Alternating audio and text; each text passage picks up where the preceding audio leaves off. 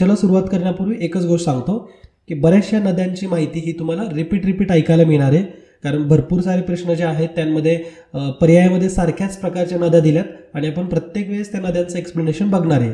याचं कारण म्हणजे तुम्हाला एक गुणधर्म माहिती असेल, दुधाचा, दह्याचा, त्यानंतर तूप, लोणी असे याचे काही सेपरेट गुणधर्म असतात.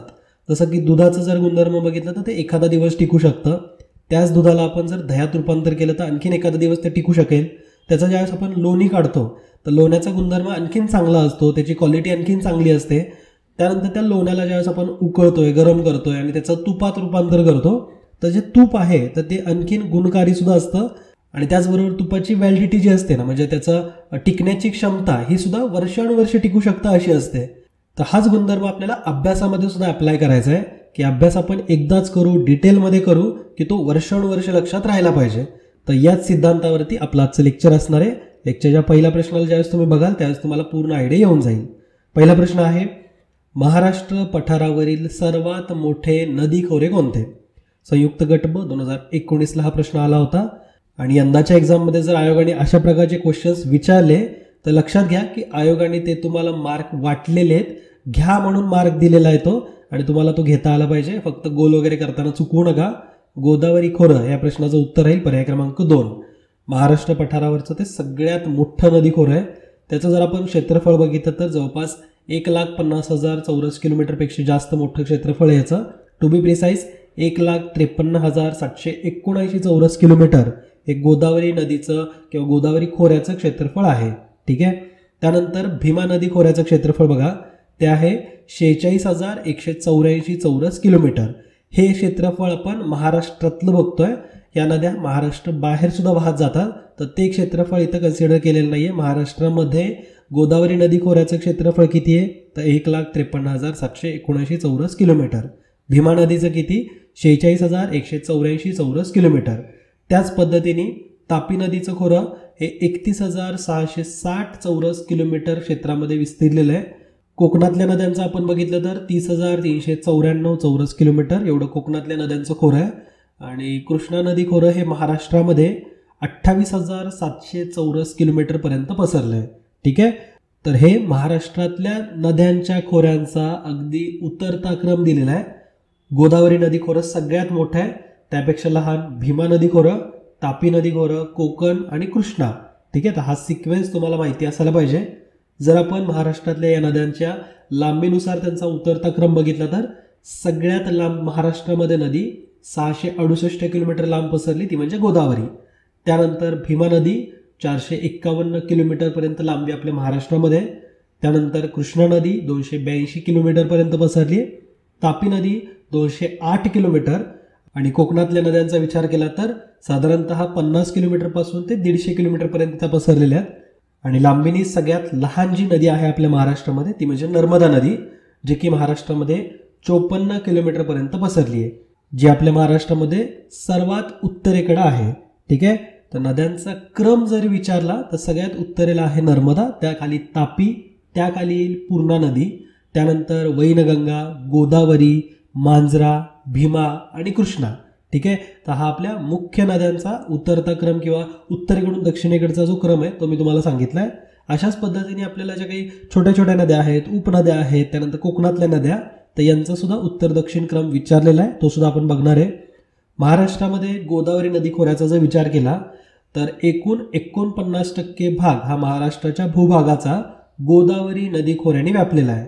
आपण जर भारताचा विचार केला तर भारताच्या एकूण भूक्षेत्रापैकी 10% क्षेत्रफळ हे गोदावरी नदी खोऱ्याने व्यापलेलं आहे.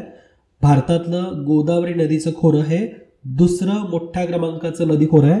सगळ्यात मोठं नदी खोरं हे गंगा नदीचं आहे. त्यानंतर दुसऱ्या क्रमांकाला गोदावरी नदी खोरं आहे आणि हे नदी खोरं तर दक्षिण भारतातलं सर्वात मोठं नदी खोरं आहे, कारण गंगा जी आहे तर ती उत्तर भारतातली नदी आहे. तर उत्तर भारतामध्ये सगळ्यात मोठी गंगा नदी आहे आणि दक्षिण भारतामधलं सगळ्यात मोठं नदी खोरं हे गोदावरी नदी खोऱ्याचं आहे. ठीक आहे. गोदावरी नदीचा उगम हा त्र्यंबकेश्वरमध्ये ब्रह्मगिरी टेकड्यांमध्ये होतो. ही आपली एक पूर्ववाहिनी नदी आहे. पूर्ववाहिनी म्हणजे काय की ती कोणत्या दिशेला वाहती. इथं जर बघितलं तर त्र्यंबकेश्वरमध्ये ब्रह्मगिरी टेकड्यात तिचा उगम होतो आणि त्यानंतर ती पूर्व दिशेला वाहत जाते. ठीक आहे. गोदावरी नदीची एकूण लांबी ही 1465 किलोमीटर एवढी पसरलेली आहे अख्ख्या भारतामध्ये. आणि महाराष्ट्रापुरताचा विचार केला तर महाराष्ट्रामध्ये तिची लांबी आहे 668 किलोमीटर. ही लांबी काही पुस्तकांमध्ये वेगवेगळी दिलेली आहे, मग 5-7 किलोमीटरचा फरक असतो, पण ठीक आहे, ते पब्लिकेशनचे इश्यू असतात की एक्झॅक्ट आकडेवारी नाही घेतात वगैरे, म्हणून ते लोक थोडंसं व्हॅरिएशन करतात. पण त्यांनी काही एक्झाममध्ये जास्त फरक पडणार नाही. एक्झाममध्ये आपल्याला जर क्रम लावा वगैरे विचारलं तर तुम्हाला क्रम लावता येईल. गोदावरी सगळ्यात मोठी आपल्या महाराष्ट्रामध्ये, त्यानंतर येईल भीमा, त्यानंतर कृष्णा, तापी आणि नर्मदा, त्याच्यामध्ये कोकणातल्या नद्या पण येतील. ठीक आहे. आता गोदावरीच्या उपनद्यांवरती खूप सारे क्वेश्चन्स दिसणार आहेत, तर उपनद्या आपण इथंच बघून घेऊ. गोदावरीला 2 दिशेकडून उपनद्या येऊन मिळणार आहेत, एक म्हणजे दक्षिणेकडून, दुसरी म्हणजे उत्तरेकडून. दक्षिणेकडून म्हणजे गोदावरीच्या दक्षिणेकडून खालच्या भागातून ज्या येऊन नद्या गोदावरीला मिळणार तर त्यांना आपण गोदावरीच्या उजवीकडून येऊन मिळालेल्या नद्या म्हणू. कारण जर डिरेक्शन बघितली तुम्ही तर गोदावरी ही पूर्व दिशेला वाहते, तर पूर्व दिशेला असा जर आपण ॲरो केला तर पूर्वची उजवी बाजू जी असणार आहे म्हणजे दक्षिणेकडची, भारताची दक्षिणेकडची किंवा महाराष्ट्राच्या दक्षिणेकडची बाजू, तर ती असणार आहे गोदावरीची उजवीकडून येऊन मिळणाऱ्या उपनद्या. आणि जर वरतून म्हणजे उत्तरेकडून येऊन जर मिळणाऱ्या नद्या असतील तर त्यांना आपण गोदावरीच्या डावीकडून येऊन मिळणाऱ्या नद्या म्हणू. तर यामध्ये उजवीकडूनच्या नद्या लक्षात ठेवा, दारणा, प्रवरा, मुळा, बोरा, सिंदफळा म्हणजे त्याला बिंदुसरा सुद्धा म्हणतात, कुंडलिका आणि सरस्वती. ठीक आहे. आणि त्याच पद्धतीने डावीकडून येऊन मिळणाऱ्या नद्या बघितलं तर कादवा, शिवना आणि खाम. तर या डावीकडून म्हणजे उत्तरेकडून येऊन मिळणाऱ्या नद्या आहेत. तर गोदावरी नदीच्या उपनद्यांवरती सुद्धा क्वेश्चन येतो, तर ते तुम्हाला माहिती असायलाच पाहिजे. आपण जर भारतातल्या नद्यांची खोरी जर बघितली ना तर गंगा नदीचं खोरं हे सगळ्यात मोठं आहे, गोदावरीचं दुसऱ्या क्रमांकाला येईल, तिसऱ्या क्रमांकाला आहे कृष्णा नदी, त्यानंतर येईल महानदी आणि त्यानंतर येईल कावेरी. कावेरी नदी खोरं हे भारतातलं 5व्या क्रमांकाचं सगळ्यात मोठं नदी खोरं आहे. कावेरी नदीला आपण दक्षिण भारताची गंगा म्हणून सुद्धा ओळखतो. दक्षिणेतील गंगा हे आपण गोदावरीला नाव दिलेलं आहे आणि दक्षिण भारतातली गंगा हे आपण कावेरी नदीला म्हणतो. तर फरक आहे या दोन गोष्टींमध्ये. दक्षिणेतील गंगा म्हणजे गोदावरी आणि दक्षिण भारतातली गंगा म्हणजे कावेरी. ठीक आहे. तर दोघांमध्ये कन्फ्युजन करून घेऊ नका. गोदावरी नदीला आपण दक्षिणेतील गंगा म्हणतो आणि कावेरी नदीला आपण दक्षिण भारतातली गंगा असं म्हणतो. ठीक आहे. या नद्यांची आपण जर लांबी बघितली ना तर गंगा नदीची लांबी ही 2525 किलोमीटर आहे. त्यानंतर गोदावरी नदीची लांबी ही 1465 किलोमीटर आहे. काही पुस्तकांमध्ये 1460 पण दिली आहे, 1468 पण दिली आहे. तर असं 4-5 किलोमीटरचा फरक आहे म्हणून सर तुम्ही चुकीची माहिती देता असं काही म्हणू नका. तेवढा फरक हा पुस्तकांमध्ये आहेच. ठीक आहे.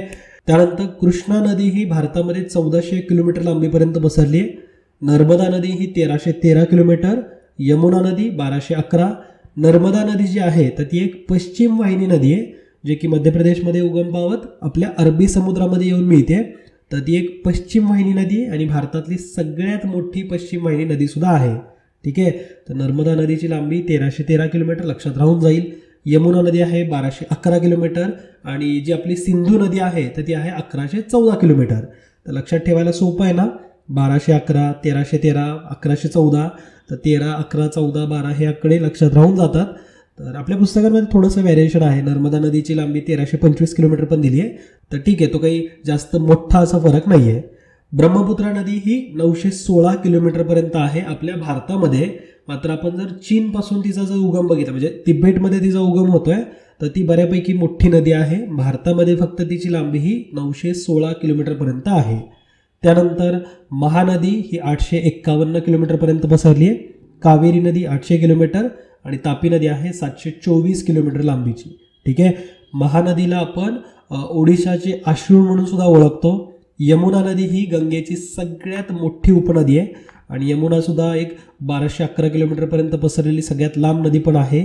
आणि तापी नदी आणखीन एक पश्चिम वाहिनी नदी जिची लांबी ही 724 किलोमीटरपर्यंत आहे. ठीक आहे. तर आय होप तुम्हाला भारतातल्या नद्यांची आणि महाराष्ट्रामध्ये खास करून गोदावरी नदी खोऱ्याबद्दल थोडीफार माहिती समजली असेल. पुढच्या क्वेश्चन्समधून आणखीन क्लिअरिटी मिळत राहील. पुढच्या क्वेश्चनकडे या.